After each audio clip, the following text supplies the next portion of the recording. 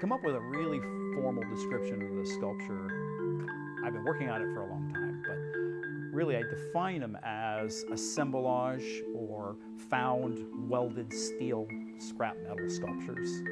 But they're also very much about the shapes and about narrative, about each piece of metal that I find brings a history with it to the sculpture.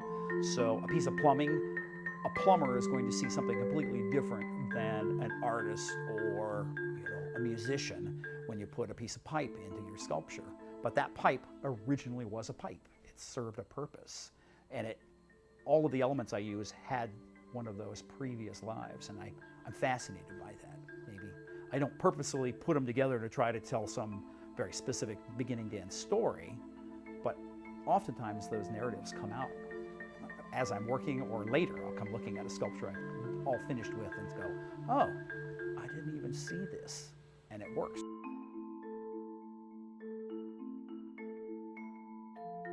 I've made friends with a lot of people.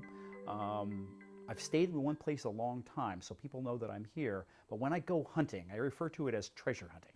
And I will go out and seek pretty much anything made of metal. But normally, I'm drawn to things like repeated forms, and I like circular forms. So I'm always picking up pieces of pipe or circles of any shape, size.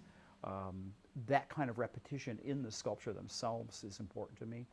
But also, I'll go to a scrapyard. There's a couple of scrapyards that will still allow artists to come and put a hard hat on and wander around the premises, and they'll sell metal to me. And I'll just see a shape that I immediately see the beginnings of a sculpture.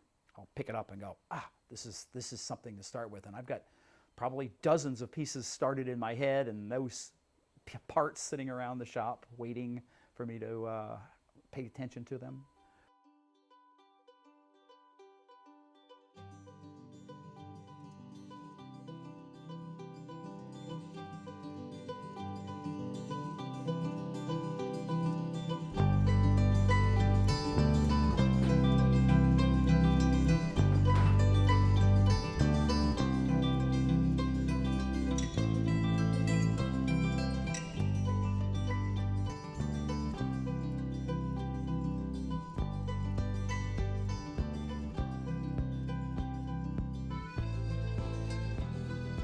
Most of my life, I've liked to take things apart, figure out all the mechanical ins and outs, the cogs and wheels and things like that. But I'm also, each time I get interested in something new, like when I got interested in metal, I started researching metalworks and refineries, or not refineries, blast furnaces and smelting and things like that. And I will go as far as my interests will take me, but I love to know how things are made, and within that search and that research, I come up with dozens of ideas for sculptures too. It's like, how can I use what I'm learning visually in a work of art?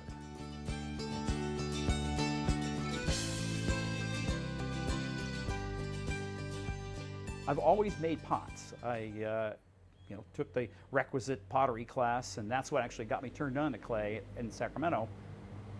But I'm a hand builder, so I really spent most of my graduate school, both my MA and my MFA, doing large-scale ceramic work. I do 8-9 foot tall coil-built sculptures.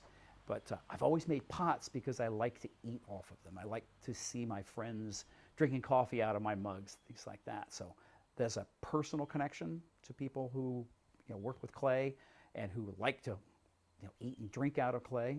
And so that has always also been a funding. I do it for funding. I'll make pottery, I'll sell it, so I have money to buy scrap metal and things. So it's kind of a self-serving on several levels.